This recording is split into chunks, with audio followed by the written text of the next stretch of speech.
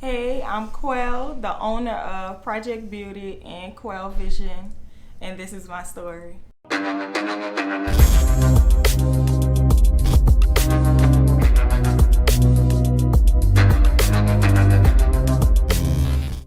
So, tell everyone, where are you from? Well, I was born and raised in New Orleans, but the part of New Orleans that I'm from is the Melf. I was born and raised in the Melpomene projects. Okay. So, growing up in the Melpomene projects, I want you to explain on your story. If things have you seen, if things that actually inspired you to actually become who you are. Today. Yeah. Yeah, so basically like growing up in the third wall period was like the fashion part of New Orleans. Like everybody was all about wearing nice clothing, wearing designer, like looking good all the time, getting their hair fixed. I actually have like more of a '90s hairstyle right now that I feel like the ladies back in the G used to wear. But I don't know. I just growing up, I just always like saw the hustlers. I saw the fly girls. You know, I saw the poverty, but it was just something about where I was from. It was beautiful. So like the DJs, the community, when we came together for certain stuff. So I love where I'm from. I'm not ashamed of it. Okay, gotcha. So, for your for your first company brand, if let's bring it back and I want to know how did you come up with the name for it? Yeah, so like I said, like growing up where I'm from, and just going to different projects. Period. Like I always saw these beautiful black women from the project. Like whether they had like two golds in their mouth, the dookie braids, the flips, the deep waves, like they wore the polos or the easy spirits or whatever. Like they just was so beautiful and fly to me or whatever. And so when I came up with the decision, well, not really came up with the decision, I love makeup, so I always wanted to start a makeup line. And then seeing Rihanna start her own makeup line, which was one of like the first black women I saw do it, and do it like right, where it was like the packaging, everything was perfect. I was like, I want to start my own makeup line because I love it so much. But I also wanted it to reflect who I am and where I'm from. So I decided to name it Project Beauty because like the women in the projects was just so beautiful to me. Like just where I'm from, period. Like I feel like the women are beautiful. The women from Uptown was just beautiful. They was fly. So I wanted my brand to reflect that. Of course, my logo will have bricks in it to represent the bricks in the project. And beauty, of course, to represent the beauty of the projects, and of the women from the projects that was beautiful. So yeah, that's how I came up with the name. And most of my products, if not all, is named after some type of project in New Orleans, something dealing with the hoods in New Orleans. Okay. Speaking on, just projects and bricks, and all the brand new projects don't have bricks anymore. Facts. So how did it feel to you to actually go in the milk line and just seeing it look beautiful right now? Yeah, so I have mixed feelings about it. Like I understand like it's better living conditions, because a lot of times the living conditions we had in the projects wasn't good at all. Like me being from the Melf, if anybody from New Orleans know the Melf, they know like the Melf had the biggest rats and like dirty hallways and stuff like that. In spite of like the beauty that I saw in it, I also saw like the poverty. So now with the newer projects and the new infrastructure, it's better living conditions. But they're gentrifying everything, which is they're raising the rent, they're changing the communities in order to fit like this new urban thing they're going for. And so it's hard for the people living there like to keep up with the cost of living. But the living conditions is better. It's nicer, I guess. So Okay. that's the best part of it.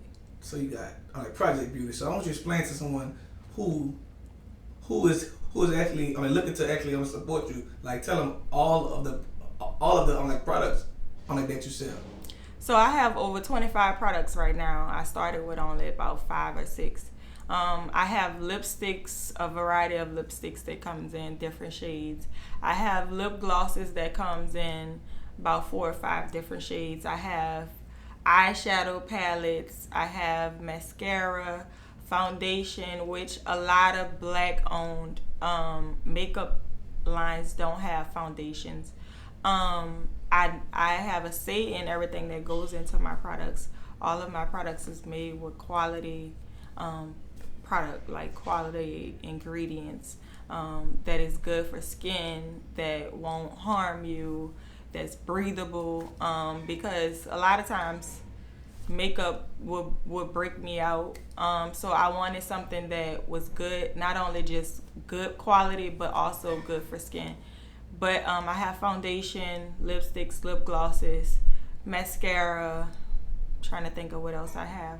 I have a apparel for people that like to buy like the Project Beauty apparel. Yes, I have quite a few. Oh yeah, contour palettes, things like that. The makeup girls will know. I'm like 10 years plus, you were actually put in one wheelchair. Do you want to explain how it happened?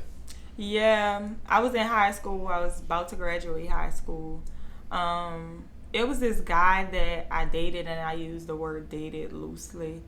I had known him since middle school. We dated off and on. I got a new boyfriend. Me and him kind of had a disagreement over the phone. I saw him about 2 weeks later. We got into another argument, and he shot me 3 times. Hitting me in my back, chest, and arm, and that paralyzed me. So, I'm sorry to hear that for one thing, but to actually hear that actually happened while you were 17 years old, yeah, that's even crazy. Do you have anything you want to say to actually women who's actually dealing with domestic violence early before we actually go on about the story?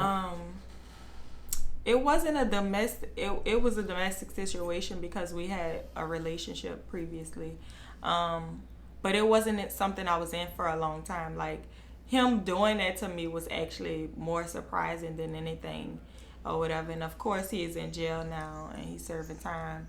But I would say if someone shows you signs of violence, don't take it lightly. If a guy is making threats to you, don't think it's cute, because a lot of times men are led with ego, and they want to feed their ego, and if their ego is not being fed, it makes them do stupid things. So definitely take things that men tell you seriously, and talk to it about it on a better time, maybe when things calm down. And if you're seeing that this is a pattern, definitely just cut ties. Gotcha. Well, actually, before we continue, I want to give you your flowers while you're still here, because if most people would actually slip into depression and different things that, and you actually you got a smile on your face every day. You started brands, and you make others smile. So I want to know what actually gave you that motivation. Yeah, I'm not gonna say I don't have my depressed days. Waking up to a wheelchair every single day of your life is not easy, and you definitely just have to have a strong mentality.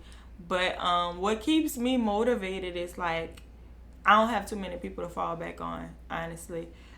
Growing up in the projects, even though there was beauty in it, my mom has been addicted to drugs for a really long time, probably since I was about 5 years old. My dad was killed probably was killed a couple of days before my second birthday. So I grew up without my mom and my dad. So I always had to be independent. So it was do or die for me. So it's if I don't do like I'm gonna be messed up, and I just can't accept that for my life. Like I always wanted the better things in life. I always wanted better for myself. I always knew like I wouldn't be stuck in the projects or stuck in situations because I just always wanted it for myself. So, and me not having my parents growing up, it just made me always be super independent. Okay. So like. So now that I'm in a wheelchair, it's like it's easy for me to like keep going, and not let this get me down because I always had situations that I had to overcome. So like I want you to um give like a little advice to someone probably feeling down and just need that motivation and actually probably see like motivation like in this interview. Stay close to God. Like without God, I wouldn't be where I am right now. Like me being in a wheelchair like saved my life because I was on the wrong path when I was a teenager and I was making a lot of dumb decisions. But like since I got saved and really decided like I wanted to live for Jesus and that Jesus is my savior, I was gonna get saved. Like God changed my life. So I stay encouraged and I am a strong person, but God covers for me when I can't be strong. So stay prayed up, mind over matter, keep working no matter what, like, because if you don't do it, it won't get done and time is still gonna pass. So stay close to God and keep working. Okay. So being an entrepreneur, tell us what do you enjoy most about it and tell us what do you actually hate about it. I'm an introvert for real. A lot of people don't know that about me because I'm very outgoing and I'm very kind. But I like to be to myself most of the time. So the downside of being an entrepreneur is having to really mingle with people all the time, like really talk to people, communicate with people when you don't really feel like it, when you just want to be in your shell. But the upside of it, of course, the money. You love the money, but the money gonna always come. I just like using my creativity and seeing visions in my mind come to life. Like I really envision things for myself, my business, whatever, and I like to bring it all together creatively. Even with my logo, just having like bricks through the name project, whatever like that. Like I saw that before I ever started my makeup line, and now to see it on packaging and like people can relate, girls from the projects can relate, or even if they're not from the projects, they from the hood, and they like, I love this, like this represents something. So I like to really see visions in my mind come to life.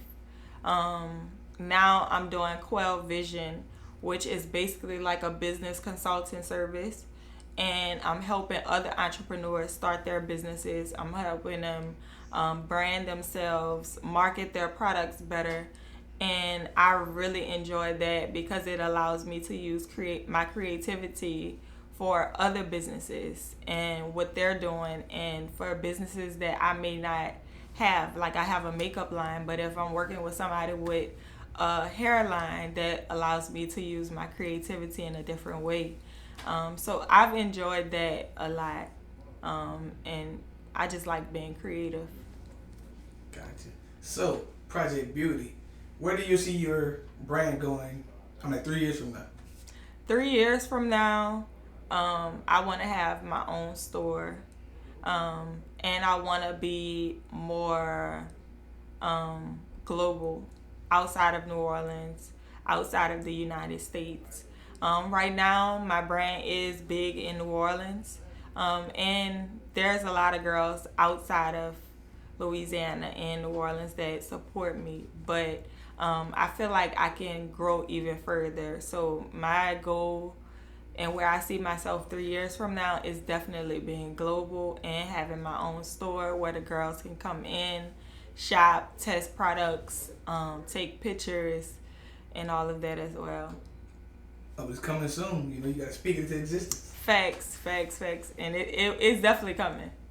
I'm working on it now. And also, but the good thing is they have a project chick in every city. Cause every city got a project. They have projects in every city, and they have projects overseas. So yeah, we in London. Yeah, exactly. So a lot of girls are gonna be able to relate, even if they're not in that situation now. Like, you know, I'm in the suburbs now. I mean, I'm in a good position now, but right, George Jefferson. I'm still a project girl at heart. You know, so and I can't forget where I came from. It's a big part of who I am. Gotcha. So like, what's your advice to one on a young entrepreneur that's trying to follow on like your footsteps? Do everything legit. Do everything in order, because I've been having my own businesses since the age of 21, and I had to learn a lot the hard way because nobody in my family done this before me. Nobody could teach me.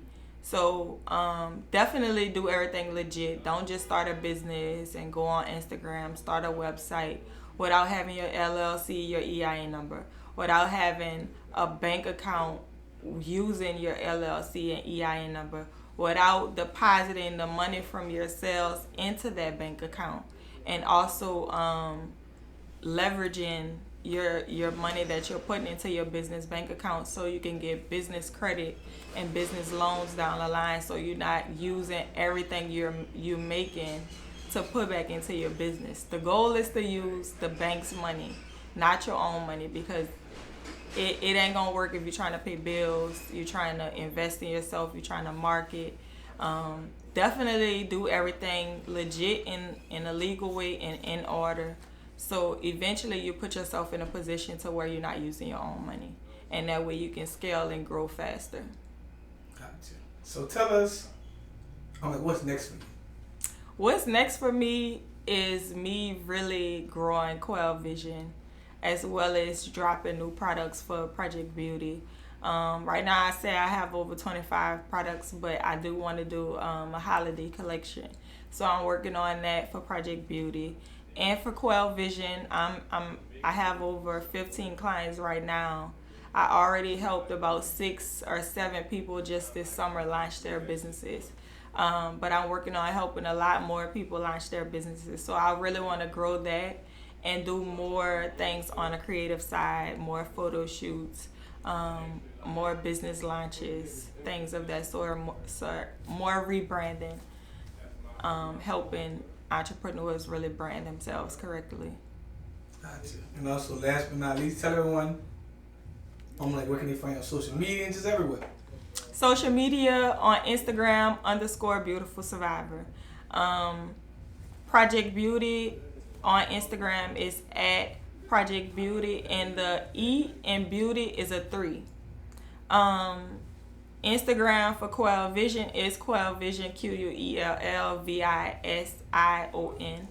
And from there, if you find me on Instagram, you can find me on pretty much every other social media because they're all linked to my Instagrams. All right. As well as my websites. If you're trying to shop with Project Beauty, www.projectbeauty.store, quellvision.com. All right, and we done. And that is your story. Thank you so much for having me.